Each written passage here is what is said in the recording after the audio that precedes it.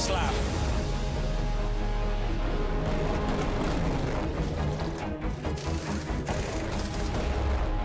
You can do it. It's 4.7 seconds.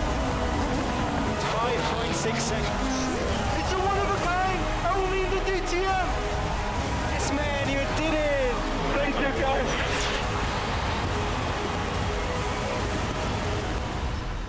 Go, go, go, go, go. Yeah! Welcome to Oschersleben for day 2 of this DTM weekend here at Oschersleben. We're about to see qualifying for race 14. It was damp first thing this morning, but the sun has broken through and the track is dry. And that means that the action for quali is going to be red hot when the cars are out on the track to set the grid for the race and the longer race to come this afternoon as the DTM continues. And we're on board with yesterday's race winner, Timo Glock, there. And you can see the anticipation. There is Jamie Green getting settled into the driving seat of his Audi for Team Rosberg, and Jamie Green making himself comfortable there as the final driver preparations before this qualifying session gets underway, as I say, to set the grid for the race that comes later this afternoon. Yesterday it was a big success story for BMW. Will that be the case today?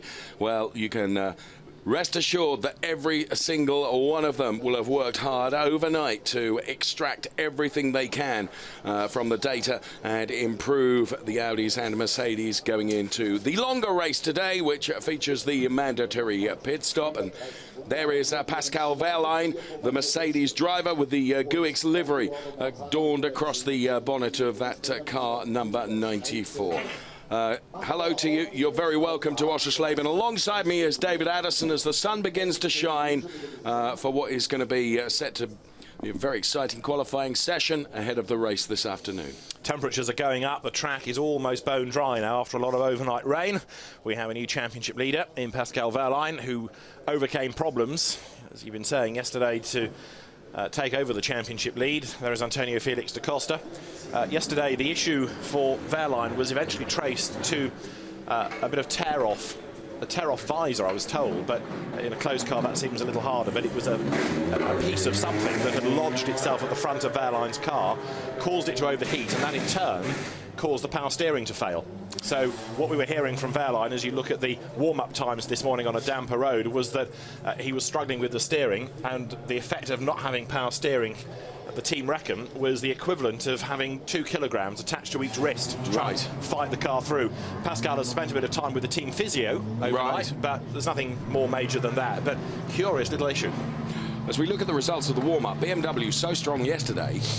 Best of the BMWs was Tom Chick P7 in the warm-up. Not sure how much that's going to be down to the damp road. Which it was damp. And we know the BMWs like fast aero circuits, and it won't be that fast if it's damp. No. It'll be not much slower, but I don't know. Let's see. Let's see. The issue you were talking about, Pascal Wehrlein, yesterday, which affected him, led to believe that that was a similar issue for Gary Paffett, who also retired, but he had other issues too. He had some damage at the back because he got done by, was it Mortara who went into the back of him, but it was a steering related issue for Gary as well. But Pascal Wehrlein drove through it, and those points could well be crucial come the end of the season. Matthias Ekstrom didn't score a single bean yesterday. He qualified last, got 1 place up on the grid because Lucas Auer was given a penalty for blocking, and 23rd to 14th, but still out of the points, was Matthias Ekstrom's reward. But as all the Audi drivers were saying yesterday, because of earlier good results, the Audis come here being the heavier cars, so they're never going to be pitching for a win. Jamie Green, for example, last night was very sanguine. Yes, he'd been knocked out of the race, but he said, I was only ever going to be at the bottom end of the top 10, so really I've lost a couple of points or so, not 25 for the victory. Sure. Whatever, you're absolutely right. They come here as the heaviest cars, but Ekstrom does need to bank some points, doesn't he?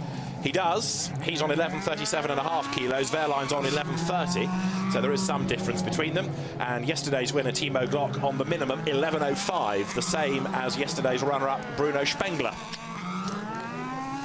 Well, cars now being released, and the 20 minutes for qualifying is about to get underway. Jamie Green being held in the garage at the moment from the engineer, as you could see, with his hand up firmly saying stop. But Jamie Green going to be released when instructed to do so, which is just about now as we stay on board with him as he makes his way out of the pit garage here now. A crucial point for qualifying is the strategy that they use, David, because with only 20 minutes, lots of traffic out there, the teams need to send the car or their driver out when he's going to be in relatively clean air, don't they? They do. They need to try to manage that traffic as best they can. Matthias Ekstrom going out much earlier today than yesterday when he went out in the second half of the session and had an electronic issue that prevented changing gear. Ekstrom, I think, could be one to watch in this.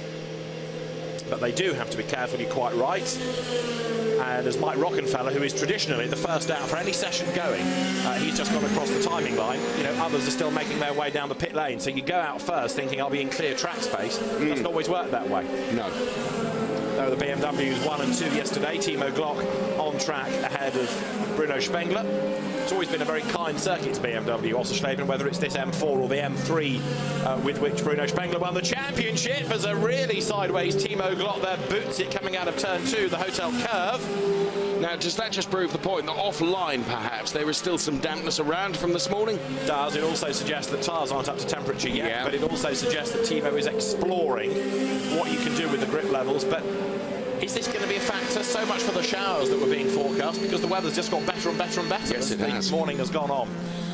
So Timo Glock is going to be the first person to put in gun sectors, although Max Goetz Mercedes has done the best of anybody in Sector 1. 20 minutes is not a long period of time, and when you take out an out lap and a start-up lap, and then the possibility of doing 2 runs, you're only really talking about 3 or 4 proper qualifying laps in that 20 minutes. So Timo Glock, pole position driver yesterday, first ever DTM pole, second career win. Now looking to try to get himself onto another pole, and he's really throwing everything at this early doors, isn't he? Yes, he is. He's very, very aggressive and dives into the pit lane now. And we have a mandatory pit stop to come in the race this afternoon. And a point we should mention early on is that it's a very, very long pit in here. It's about 30 seconds to do the whole thing. Drive down the pit lane, do the stop, which is about, what, 4 seconds if you're average. Yeah. Average is 4 seconds. And get back out again. And it's a long drive out as well. You sort of go all the way round turn 1 and join back at 2. Tom Blomqvist, in the meantime, knows this circuit. He's tested here for DTM. He's raced here in the German F3 Cup and qualified well yesterday. Comes up to the timing line now. And Blomqvist is the quickest, 121.950. Others are heading into the pit lane to do a bit of tyre shuffling and perhaps now go on to a new set. There's Gary Paffett, who's done the best of anybody in the first sector, but even quicker than Gary now is Paul Di Resta. Paul Di Resta is looking good. One of the 8 champions on the grid. Di Resta, Gary is another of them. So Gary Paffett we watch now, and the Euronics livery rounds the final turn and heads for the timing beam. Gary Paffett then, the 121.950 from Blomqvist is the time to beat, which is done by Gary Paffett with a 121.768. But here comes Di Resta, who now goes P1 with a 121.668. Mercedes, BMW, Blomqvist third, Mercedes fourth hour, Audi fifth, Tombe, Mercedes sixth, Wehrlein, BMW seventh, Martin, and then that changes because Ekstrom has just gone fourth. Bear in mind as well going into this that we've got 2 drivers with grid drops. Mike Rockenfeller has a 3-place grid drop, a legacy of yesterday when he got involved in a first corner accident, and the same accident Robert Wickens was involved in. He's copped 13 places. 13. So he's a long way back on the grid. Irrespective of where they qualify, they're not going to start there. They're going to drop to the back. It could be that Wickens ends up last on the grid when the penalties are applied. Blomqvist now goes 121.280. That's enough to put him right at the top of the chart. So it's Blomqvist, Di Resta, Paffett, Farfus, Ekstrom, Wehrlein at the moment, the top 6. So currently Tom Blomqvist is the quickest. And the point you were mentioning about time, we're into just 15 minutes now as we watch Paul Di Resta, who's best of everyone in Sector 1, PB in Sector 2. Paul Di Resta then currently second fastest. Is he going to improve through the final sector and go P1? Once again, we will see. Here comes Paul Di Resta. Lucas Auer has just gone through. He's been pushed down now, Paul Di Resta, to P3, but now goes P1 with a 121.223. So those times are tumbling down by hundredths. As the road dries and the fuel load comes down, that car's on 1120 kilos, so 15 heavier than the BMW Blomqvist that he's just outpaced. Pascal Wehrlein, in the meantime, is 6th. Yesterday, pole position was a 19.8, so that's what we're aiming for, if the road is going to allow for that. It was a later in the day qualifying session yesterday as well, once the fog had lifted, that we were affected by mid-morning. Wehrlein isn't an improver because he bails for the pit lane, and now you see just how long it is. So he's come into the pits, he's gone over the white line, so he's officially in pit lane, but he's nowhere near the team yet. He's still got this long, long drive time all the way down through this little chicane. And he's still not with the team. It's an age, isn't it? It is an age. So it's about 30 seconds, as I say, the whole pit stop. And in he comes. There is Christian Vitoris, who was the winner here last year. Remember, it was the single race format last year, and he won from the pit lane, the rain-affected and oh-so-lively race. That had safety cars, spins, incident, pit strategy, everything. It was a tremendous race, one of the best DTM races ever. And Christian Vitoris was the winner, his one and only win. And here, look, he's got 2 personal bests in the sectors, so Vitoris on his first flying lap as well should get himself into contention. Let's just see, he was delayed with a tangle at the first corner yesterday in the race, and as he crosses the timing line, he goes 6th fastest, 1:21.710. Augusto Farfus comes next, Dave, and he's done 2 personal bests as well. Yes, let's see what the BMW can do for Augusto Farfus then, P8. And Augusto Farfus now improves by 4 places up to P4 with his 1:21.334. Best times so far, 1:21.888 from Paul de Resta. Then Gary Paffett is P2 at the moment with 12 3/4 minutes remaining. Here comes Matthias Ekstrom down the pit lane. Can I just go back to Robert Wickens for a moment? I talked about him having a 13-place grid drop. Part of that is a suspended penalty, isn't it? Correct. 10 of them are from Moscow, yeah. So you add it together, you bring in that extra penalty as well. That's why he goes tumbling down the grid, but it's going to really do for him, I fear, as Jamie Green goes to the top of the times. Now, Jamie has been one of the good qualifiers this year. He's had 2 already. Jamie Green and Mike Rockenfeller are the only double pole drivers of the season. And Jamie Green needing to kickstart the championship that started absolutely magnificently with a win at Hockenheim and then the double at Lausitzring. But here, he's at the moment the fastest, and he's doing that on 11:32.5 kilos. So despite the weight, he's doing a good job. And it's quite relatively, it's quite a significant margin between Green and de Resta, isn't it? A 1:21.074 and a 1:21.188. I know, and I do say relatively, but given the weight as well, you know, it's good showing from Jamie Green. Maximilian Gertz is P6 with a 1:21.333. Maximilian Gertz then, new to DTM this year. Yeah, Jamie Green's car, just to make the point, 12.5 kilos heavier. Yeah. So a good effort, that. And there in the pit lane is Matthias Ekstrom, ready to go on a second run. New boots go onto the Red Bull-backed Audi. And on track is Pascal Wehrlein, who now is 18th. I'm sure he will improve, but he does need to. Through triple, fastest corner, brake, turn right. Again, you've got to find an apex. It's another of those long, long corners. Power out now. Get the power down too early, and the car will just push out wide and compromise the lap. Flick through the chicane. Fastest part of the circuit now is this back straight. You can see the aero working there. The car's all darty as it comes out of the chicane. Down the back straight, behind on the track is the reigning champion, Marco Wittmann. And Wehrlein there having to get past Martin Tomczyk. So this lap may just have been compromised a little bit by that marker, the traffic. There's Max Gertz also pushing on in the Mercedes. You've got him into the top 6. He's 7th and he's off the road. Bounces towards the pit lane. It's a novel in, isn't it? It was rather. So there is Wehrlein. P11 and 1:21.490. More to come, we feel, from Pascal Wehrlein, who will... That's Gertz. Yes. I will say Pascal Wehrlein will have stronger arm muscles than he did yesterday following non-cooling of that power steering, causing that to fail. Is Wehrlein on his first run or his second? I think he's still on his first run, isn't he? In other words, he's got a pit stop to come and a second set of tyres. Yes, I think you're right. There is Miguel Molina, who was the best Audi qualifier yesterday. 15th he is. He was on pole here last year, wasn't he? Until a technical infringement with the rear wing put him to the back of the grid. And he's powering his way up towards the last couple of corners. It was a tiny technical infringement as well. 2 millimetres, I think, is what we were talking about. But nonetheless, it was an infringement. And you're right, he was penalised for that.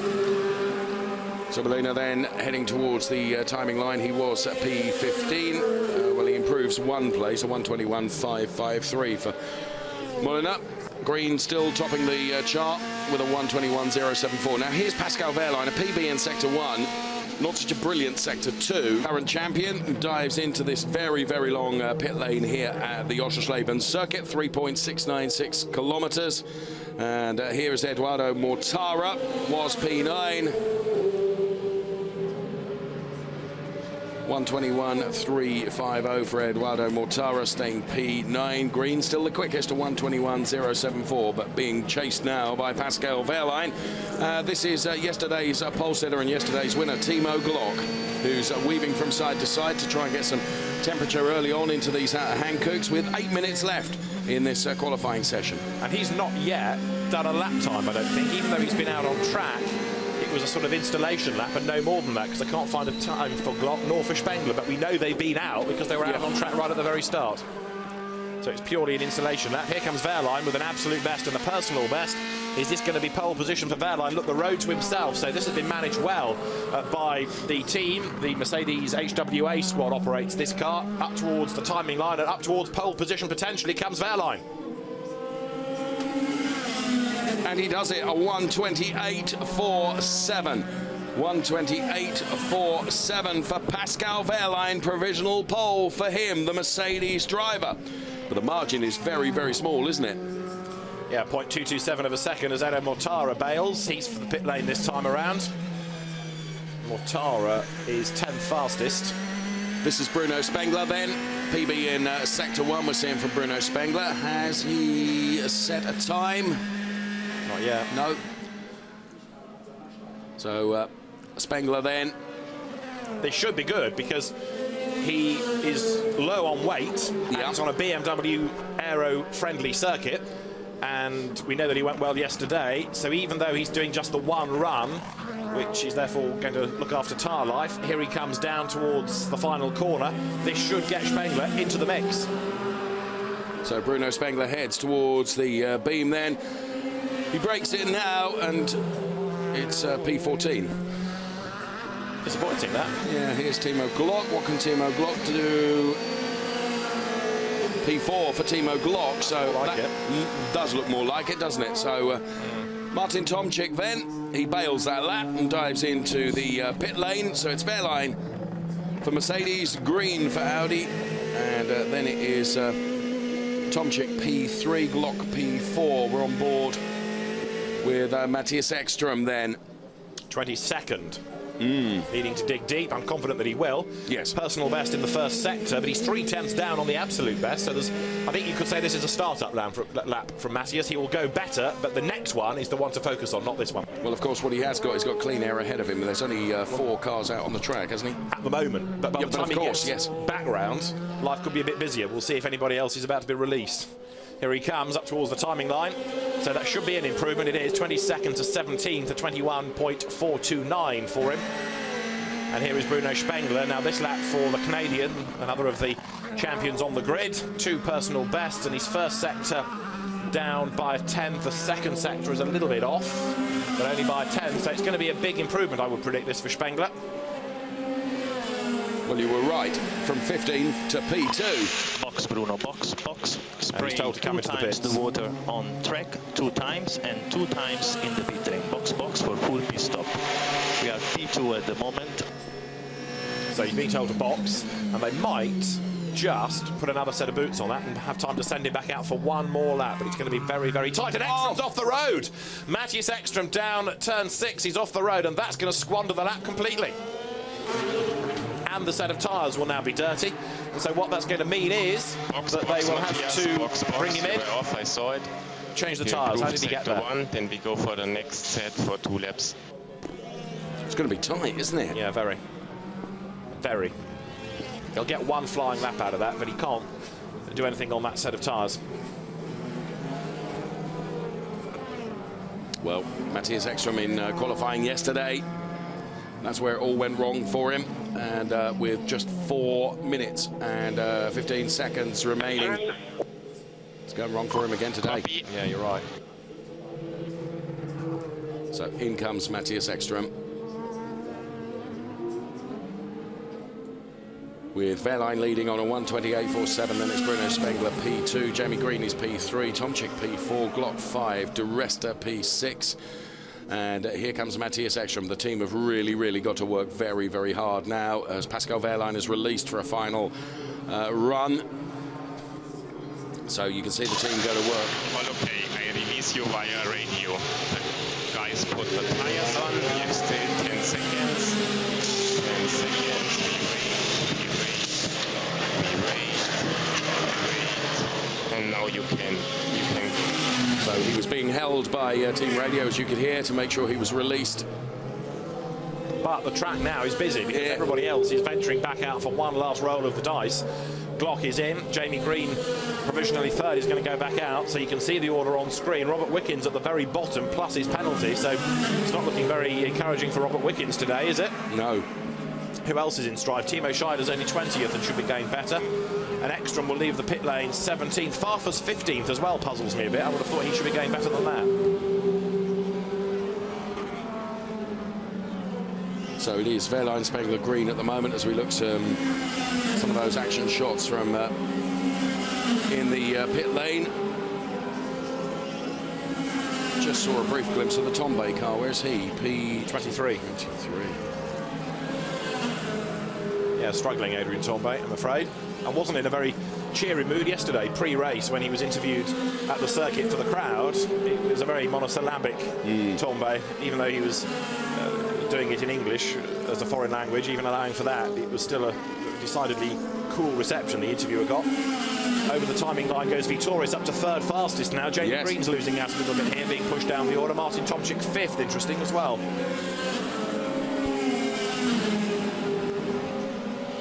So there is Gary Paffett we watch now. Paffett is currently P8. So former champion Gary Paffett then, this Oschersleben circuit. But Paul De Resta, absolute best, sector 1. So although you're watching one Mercedes, it's the number 3 Mercedes that is further back on the lap that has done 2 absolute bests now. Martin Tomczyk has just gone second. Gary Paffett's going to improve because he's done a personal best in the 2 sectors thus far. Antonio Felix da Costa now personal and an absolute. So almost every car's going to change the order. Paffett across the line goes second. So Paul De Resta, the one that we are going to watch. And De Resta goes quickest, 1:26.87. Good call, David. You saw that coming. Lucas Auer's got 8th, down to 9th. Da Costa goes second. We saw that one on the board as well. Marco Wittmann has done an absolute best in the first sector. Christian Vitoris has done 2 personal bests. Nico Müller has just gone 18th. And Farfus, an absolute best in the middle sector. This is Wehrlein, who is third. He's done 2 personal bests, but you've got Wittmann and Farfus as the next 2 to look for. There's Farfus in the background, look. Wehrlein goes across the line, 4th quickest. Augusto Farfus goes through and goes on to pole position. A 1:20.632, but De Resta has gone even quicker than anybody in the first sector of the next lap. So there is Augusto Farfus on a 1:26.32. He is quickest. Marco Wittmann now P3. It's Farfus, De Resta, Wittmann. But now it's Blomqvist who goes P2. And on goes Lucas Auer. And that, in a very strange place, is at the midpoint of the back straight. We have only 20 seconds of this remaining. Yellow flags will be out unless Auer can get it out of the way quickly. De Resta is down in the middle sector. Now, was that because of a spinning Mercedes, or was that just because he lost a fraction of time anyway? Here he comes. What can he salvage?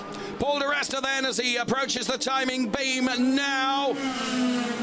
P3 for Paul De Resta. Farfus, Blomqvist, De Resta. Here's Pascal Wehrlein. We're on board with David West. Ekstrom. Ekstrom is way down 18th and has not improved in the sectors. De Resta took the flag, so that was his last effort. Here comes Wehrlein then as he works his way up towards the end of the lap. Ekstrom is 18th. It's another miserable qualifying for him, and actually he's been the architect of that. It was his mistake. So here comes Pascal Wehrlein then. He's going to take the checkered flag in this qualifying session. And Pascal Wehrlein goes P3. Okay, so Farfus is still top and he's in the pit lane. Blomqvist second. Ekstrom has not delivered in either of the sectors. Now, it might be, in fairness, that if it's just all strung together well, he might salvage something, but it doesn't look sparkling. We have had people in the past that have done a very good solid lap rather than anything startling. Let's just see, but I'm afraid I expect it to be no improvement. It's not. 18th on the grid is where he is. Here comes Gary Paffett then, who's just been knocked down to P11. He's done a PB sector 1. Yeah, down in the middle sector though, isn't he? And he's lost 4/10 in the middle sector. Yeah. He might improve, but I don't expect him to be right up at the pointy end. 11th, he started the lap, and 10th he is by the end of it. So he does improve, but only by 1 place. And I think everybody now has pretty much taken the flag, haven't they? Think so. Wow. Well, as always, it gets very, very exciting towards the end of that qualifying, and well, the big loser once again is Matthias Ekström, isn't it? He will be P18, and his championship challenger, Pascal Wehrlein, going from P3 in the longer race this afternoon, but it's Augusto Farfus and Tom Blomqvist who will be on the front row. There is Augusto, clambering out of the Shell Helix liveried BMW. Second pole position of the season then for him, and a 5th career pole as well for Augusto Farfus. And a BMW 1-2 on the grid. Farfus a very happy man indeed, understandably so, because he's had a pretty lean time really. Yeah. And in fairness, as the family is there ready, even the Teddy looks happy. If you think back to Zandvoort, he really didn't deliver off the grid. He made a slightly sluggish getaway in the Racing Bart Manpei car. And Daddy did well there, didn't he? Pole position by 19 thousandths of a second. It's always very close, isn't it? Yeah. So Tom Blomqvist out of the car, out of his car as well. P2 for Tom Blomqvist, and Pascal Wehrlein P3 as they make their way to be weighed then. Wehrlein probably carrying a bit more muscle weight today than yesterday. But in terms of weight corrected times, that's pole position for him, isn't it, really? Yeah. You take the weight out of the car and he would be quicker than anybody. So that illustrates what a good job he is doing with the heavier Mercedes. 4th, Antonio Felix da Costa. 5th, Paul de Resta. 6th, Marco Wittmann. 7th, Timo Glock. 8th, Christian Vitoris. 9th, Miguel Molina. 10th, Bruno Spengler. So just as you kind of anticipate, the grid has a jumbled look to it, session to session. Jamie Green, 14th fastest, but he'll gain because Mike Rockenfeller is ahead of him. So we're getting some cancellations of lap times coming up on the screen now for achieving fastest lap time under yellow flag conditions. Gary Paffett being one of them. Yeah. And Jamie Green another. So that will affect things as we bring you the results then of the qualifying for race 14 and the DTM race to come. One would assume that's got to be for Lucas Auer, because I'm not aware of anybody else that was going. We didn't off the road. see anybody else, did we? No. There is Pascal Wehrlein with the hands device and crash helmet off then.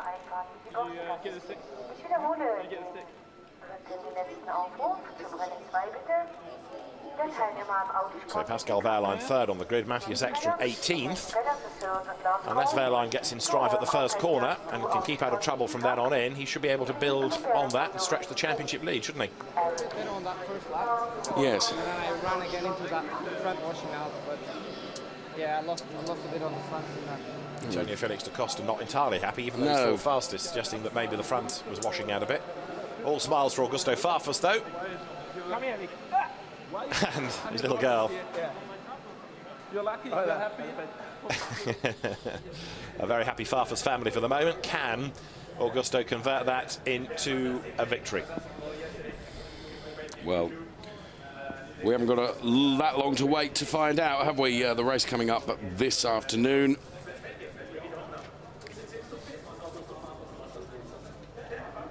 He's been a winner here in DTM in the past, Augusto.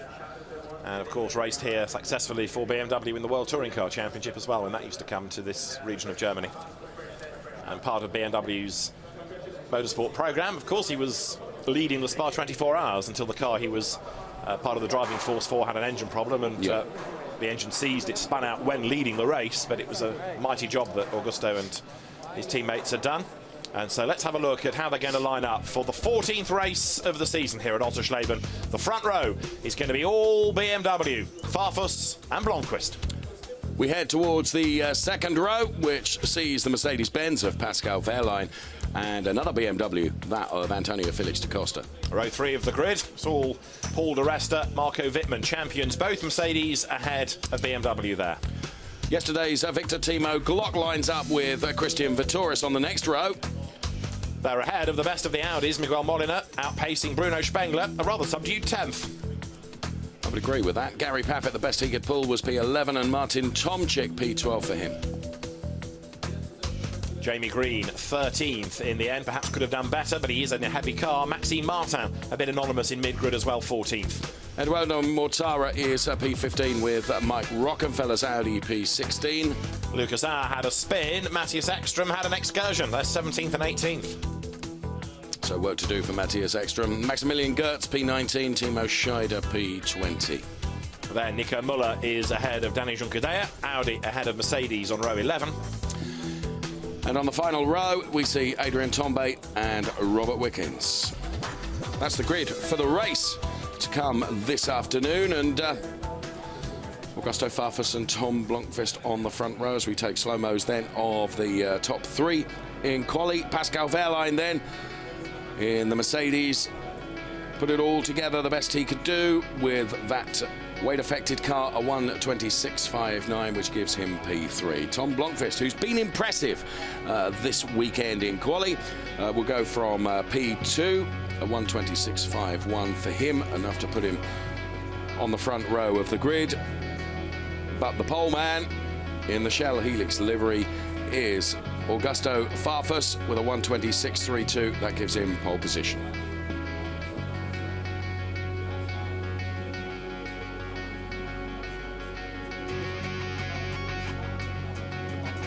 And he's pretty happy with that, as you can see. And BMW needs to really exploit the advantage it has around here. It's a BMW-friendly circuit. They are on low weight, but here's somebody who's got a lot of work to do. Now, you could argue it's less of an issue today because it's a pit stop race, and therefore you can gain a little bit with a clever strategy of when to pit, and a good pit stop will certainly help. Just looking at Robert Wickens' time as well, he was the slowest of all, plus the penalty. And I just wonder whether the team elected to do a limited number of laps, expecting he'd be at the back or near the back anyway once the penalty was applied. And by being absolutely last, it's a gamble, but it could be that you are behind the accident at the first corner. Yes. And you can buy some places by circumnavigating everybody else that's doing silly things. And if he's only been out once, he's got, you know, he will have a slight tyre advantage, will he? He did more laps than anybody other than Wehrlein. They did 13 laps apiece. All a bit peculiar, that. But anyway, we'll see what he can salvage in the race, won't we? Yes, we will. So there we have it, qualifying done and dusted. The race to come a little bit later today as we see some super highlight shots of that qualifying session. The race on its way a little bit later.